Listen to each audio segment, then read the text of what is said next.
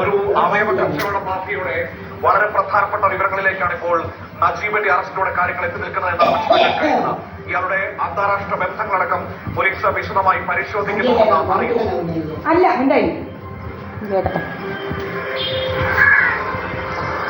വലിയൊരു അവയവ മാഫിയ സംഘത്തിന്റെ ഒരു പ്രധാന കണ്ണിയാണ് നജീബ് എന്നാണ് പോലീസിന് ലഭ്യമായിട്ടുള്ള വിവരം. ഇതിന്റെ അടിസ്ഥാനത്തിലാണ് പോലീസ് അന്വേഷണം തുടരുന്നത്. ഇന്നിപ്പോൾ ഈ നജീബ് കാസർഗോഡ് സ്വദേശിയാണ്. നജീബ് കല്ലട്ര എന്ന കാസർഗോഡ് സ്വദേശിയാണ് ഈ കേസിൽ അറസ്റ്റിലായിട്ടുള്ളത്. അവയവദാനത്തിന്റെ മറവിൽ അവയവ കച്ചവടത്തിന് വേണ്ടി വ്യാജരേഖകൾ തയ്യാറാക്കിയെന്നാണ് പ്രധാനമായും കേസ്.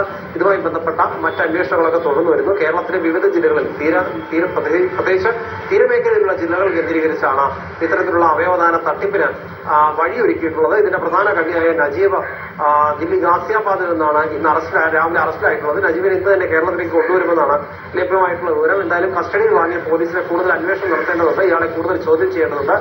തെളിവെടുപ്പുണ്ട്. ഒരുപാട് നടപടിക്രമങ്ങൾ ബാക്കിയുണ്ട്. ഇത് തന്നെയല്ല, ഇയാൾ വലിയൊരു ഈ അവയവ മാഫിയ സംഘത്തിന്റെ കണ്ണിയാണെന്ന് മനസ്സിലായതുകൊണ്ട് തന്നെ മറ്റുള്ളവർക്ക് വേണ്ടി, ഈ കണ്ണിയിലെ മറ്റുള്ളവർക്ക് വേണ്ടി പോലീസ് അന്വേഷണം ഊർജിതമാക്കിയിട്ടുണ്ട്. ഇതുകൂടാതെ തന്നെ എറണാകുളത്തെ ചില സ്വകാര്യ ആശുപത്രികളിലേക്കും അന്വേഷണം വ്യാപിപ്പിച്ചിട്ടുണ്ട്. കഴിഞ്ഞ ദിവസം നടന്ന റെയ്ഡിൽ ഈ നജീബിന്റെ ഒരു കൂട്ടാളി സണ്ണിയുടെ ഭാര്യ സിരി എന്നിവർ ചേർന്ന് നടത്തിയിരുന്ന ഒരു ഫോട്ടോസ്റ്റാറ്റ് സ്ഥാപനം, ഇതോടൊപ്പം തന്നെ നജീബിന്റെ തന്നെയാണെന്ന് പോലീസ് സംശയിക്കുന്ന ഒരു സ്റ്റുഡിയോ, അവിടുത്തെ ഒരു സ്റ്റാഫിനെയും അറസ്റ്റ് ചെയ്തിട്ടുണ്ട്. സനോജ് വഴിയാണ് ഈ വ്യാജ രേഖകളെല്ലാം തയ്യാറാക്കിയിരുന്നത്. ഈ സ്റ്റുഡിയോയിൽ നിന്നും ആവശ്യമായ രേഖകൾ അത് DTPയിലൊക്കെ തയ്യാറാക്കി, അല്ലെങ്കിൽ ഫോട്ടോഷോപ്പിലൂടെ അതിനുവേണ്ട മാറ്റങ്ങളൊക്കെ വരുത്തി ഇത് ഈ സൺ കമ്മ്യൂണിക്കേഷൻ എന്ന ഫോട്ടോസ്റ്റാറ്റ് സ്ഥാപനം, ഈ സണ്ണിയുടെ, അതിലേക്ക് അയച്ചു കൊടുത്തിട്ട് അവിടെ പ്രിന്റ് എടുക്കുകയായിരുന്നു പതിവ്. ഈ രണ്ട് സ്ഥാപനങ്ങളിലാണ് ഈ സൈൻ ഡിജിറ്റൽ സ്റ്റുഡിയോ ഒപ്പം സൺ കമ്മ്യൂണിക്കേഷൻ, ഈ രണ്ട് സ്ഥാപനങ്ങളിലാണ് ഇവർ കേന്ദ്രീകരിച്ചാണ് പ്രധാനമായും ഈ പള്ളിക്കര ആസ്ഥാനമാക്കി തന്നെ ഈ തട്ടിപ്പിന്റെ ഒരു ആസൂത്രണം നടന്നിരുന്നത്. ഇതിലൂടെ വ്യാജരേഖകൾ തയ്യാറാക്കിയിരുന്നത് ഇവിടെയാണ്. കാരണം നഗരത്തിലായാൽ പെട്ടെന്ന് അറിയുന്നതുകൊണ്ട് ആയിരിക്കാം ഒരുപക്ഷെ നഗരത്തിൽ നിന്ന് മാറിയുള്ള ഒരു സ്ഥലം കേന്ദ്രീകരിച്ച് ഇത്തരത്തിലുള്ള തട്ടിപ്പ് നടന്നിട്ടുള്ളത്. എറണാകുളം മാത്രമല്ല, സമീപ ജില്ലകൾ കൂടി, തൃശൂർ, ആലപ്പുഴ, കൊല്ലം തുടങ്ങിയ ജില്ലകൾ കൂടി ഇതിന്റെ പേരുകളുണ്ട്. അവിടെയുള്ള പലരെയും ഈ അവയവദാന തട്ടിപ്പിന്റെ പേരിൽ ഇവർ ഇരകളാക്കിയിട്ടുണ്ടെന്നാണ് വിവരം. കാരണം പാവപ്പെട്ട കുടുംബങ്ങളിലെ സ്ത്രീകളെ കണ്ടെത്തി അവരോട് അവയവദാനത്തിന് പ്രേരിപ്പിക്കുകയും അവയവ വിൽപ്പനയ്ക്ക് പ്രേരിപ്പിക്കുകയും ലക്ഷങ്ങൾ കിട്ടുമെന്ന് വിശ്വസിപ്പിക്കുകയും ചെയ്ത് അവയവദാനം എന്ന പേരിൽ വ്യാജരേഖ ഉണ്ടാക്കി അവയവ വിൽപ്പന നടത്തിക്കുകയാണ് പതിവ്.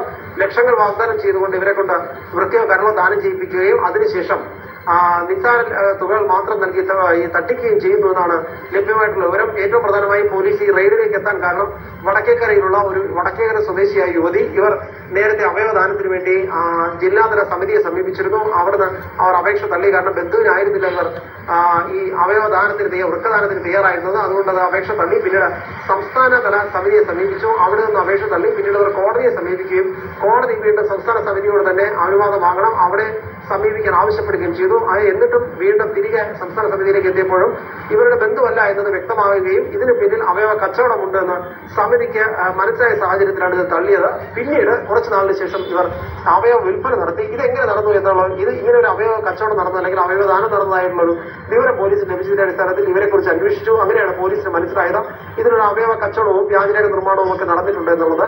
അതിന്റെ അടിസ്ഥാനത്തിലാണ് പിന്നീട് വിവരങ്ങൾ അന്വേഷിക്കുന്നത്. അങ്ങനെ നജീബിന്റെ പ്രധാനമന്ത്രി നജീബാണെന്നതിലേക്ക് ഒരു സൂചന ലഭിച്ചു. നജീബിന്റെ ആദ്യ ഭാര്യയിലേക്ക് അന്വേഷണം എത്തി. അങ്ങനെ അവരോട് ചോദ്യം ചെയ്തതിലാണ് ചില വിവരങ്ങൾ ലഭ്യമായത്. അതിന്റെ അടിസ്ഥാനത്തിലാണ് ഈ പള്ളിക്കര കേന്ദ്രീകരിച്ചുള്ള റെയ്ഡ് നടത്തിയത്. അങ്ങനെ ആ റെയ്ഡിൽ ഒരു ദിവസം മുഴുവൻ നീണ്ട രാത്രി ഒരു 11 മണി വരെ നീണ്ട റെയ്ഡിൽ ആണ് ആ നിർണായക രേഖകളൊക്കെ പിടിച്ചെടുത്തത്. ഈ സൺ ഫോട്ടോസ്റ്റാറ്റിൽ ഉൾപ്പെടെ നടന്ന റെയ്ഡിൽ ജനപ്രതിനിധികളായ MLA-മാരുടെയും MP-മാരുടെയും ഒക്കെ ശുപാർശ കത്തുകൾക്ക് വേണ്ടി തയ്യാറാക്കിയ വ്യാജ ലെറ്റർ പാഡുകൾ, ഇവരുടെ ഒപ്പ്, സീല്, ഉന്നത പോലീസ് ഉദ്യോഗസ്ഥരുടെ സീല്, കാരണം പോലീസ് വെരിഫിക്കേഷൻ ക്ലിയർ സർട്ടിഫിക്കറ്റ് ഒക്കെ തയ്യാറാക്കുന്നതിന് വേണ്ടിയുള്ള അത്തരം സീലും രേഖകളും, ഇതുകൂടാതെ തന്നെ നിരവധി ജനപ്രതിനിധികളുടെ വ്യാജരേഖകളുണ്ട്.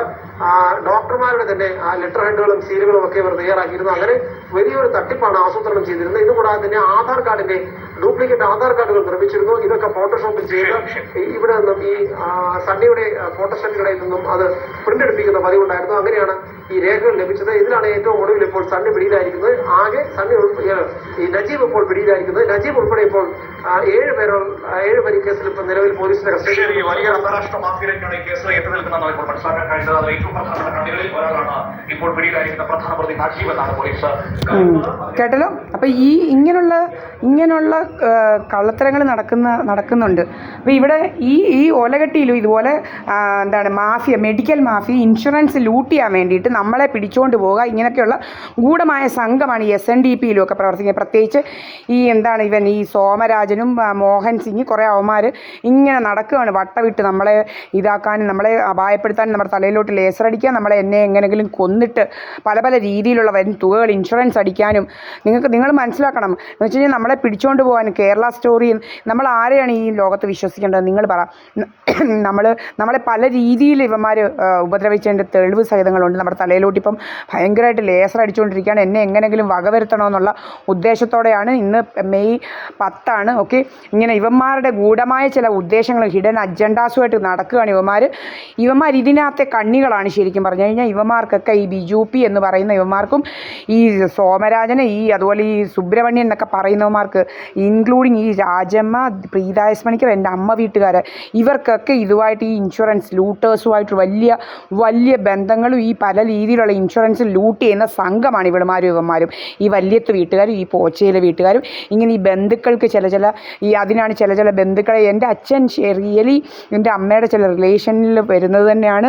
അപ്പോൾ ഇതൊക്കെ ഇങ്ങനെയൊക്കെ ഇങ്ങനത്തെ രഹസ്യമായ പണ്ട് മുതലേ നടന്നു വരുന്ന ഈ രഹസ്യമായ ഈ കച്ചവടങ്ങളൊക്കെ വെളിയിൽ പോകാതെ ഇരിക്കാനും രഹസ്യമായ ചില ആളുകൾക്ക് മാത്രം ഇങ്ങനെ ഇതാക്കി കൺസീൽ ചെയ്ത് വെച്ചുകൊണ്ടിരിക്കാനും വേണ്ടി ചില ബന്ധുക്കളെയും ചില 2 കല്യാണങ്ങൾ 2 അങ്ങനെയൊക്കെയുള്ള കാര്യങ്ങളൊക്കെ നടക്കുന്നത്. ഇങ്ങനെ ഇവർ ഭയങ്കര ഇതുപോലുള്ള ആൾക്കാരാണ്. ഈ പ്രീതായസ് പണിക്കർ ഉൾപ്പെടെ ഭയങ്കര ഇതിനെക്കുറിച്ച് ഇതാക്കണം എന്ന് വെച്ച് കഴിഞ്ഞാൽ അന്വേഷിക്കണം. ഇവന്മാരെക്കുറിച്ചും ഇവന്മാരെക്കുറിച്ചും ഒക്കെ അന്വേഷിക്കണം. ഈ രാജമ്മ എന്നൊക്കെ പറയുന്ന ആൾ നമ്പർ 1 ഫ്രോഡാണ്. ഇപ്പോൾ അവൾ ഫോണും ഒക്കെ ഓഫ് ചെയ്ത് വെച്ചിട്ടാണ് നടക്കുന്നത്. അപ്പോൾ ഈ സോമരാജനങ്ങ് ചോദിക്കുകയാണ്, എൻ്റെ അമ്മയോട് ചോദിക്കുന്നത് എന്തിയവൾ.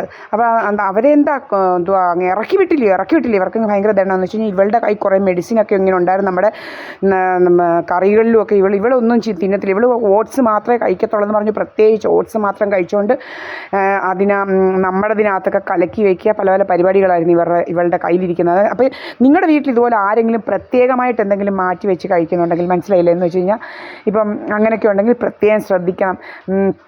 എന്ന് വെച്ചാൽ ഇങ്ങനെയൊക്കെയുള്ള ഗൂഢമായ ഉദ്ദേശത്തോടെയാണ്. അതുപോലെ എനിക്ക് ഒരു ഫുഡും കഴിക്കാൻ പറ്റത്തില്ല. അപ്പോഴത്തേനും ഇവളുമാർ എന്താ ചെയ്യുന്നതെന്ന് വെച്ചാൽ നമ്മളെ അടിച്ച് വീർപ്പിക്കുക, ഭയങ്കര ശല്യമായിട്ട് മാറിയിരിക്കുകയാണ് ശരിക്കും പറഞ്ഞു കഴിഞ്ഞാൽ.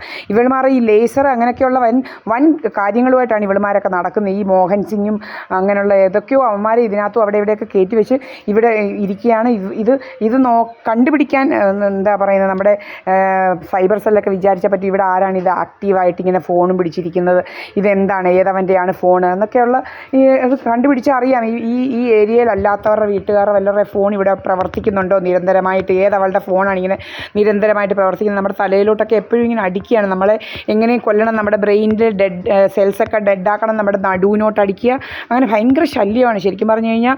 ഇപ്പം നിങ്ങൾക്കറിയാം ഇപ്പോഴും മഴയൊക്കെ ഇപ്പോഴും വേണ്ട പെയ്ത് തീർന്നു. അപ്പോൾ ആ ഒരു കൂൾനെസ് ഒക്കെ ഉണ്ടാവും നമ്മുടെ അന്തരീക്ഷത്തിൽ വന്നു കഴിഞ്ഞു. പക്ഷേ ഇവർ ഇങ്ങനെ നമ്മളിരിക്കുമ്പോൾ നമ്മുടെ നട്ടലിൻ്റെ ഇതേ കൂടി ഇങ്ങനെ നമുക്ക് ഇങ്ങനെ അറിയാൻ പറ്റും. ഇങ്ങനെ നട്ടലിൽ കൂടി ഇങ്ങനെ വലിയ ചൂട് കടത്തി വിടുന്നതെന്ന് വെച്ച് കഴിഞ്ഞാൽ അവിടുത്തെ നേഴ്സൊക്കെ ഇതാക്കാനും അങ്ങനെയൊക്കെയുള്ള വലിയ പരിപാടികളാണ് ഇവളുമാർ നടത്തുന്നത്. വലിയ ശല്യമായിട്ട് മാറിയിരിക്കുക ശരിക്കും പറഞ്ഞു കഴിഞ്ഞാൽ.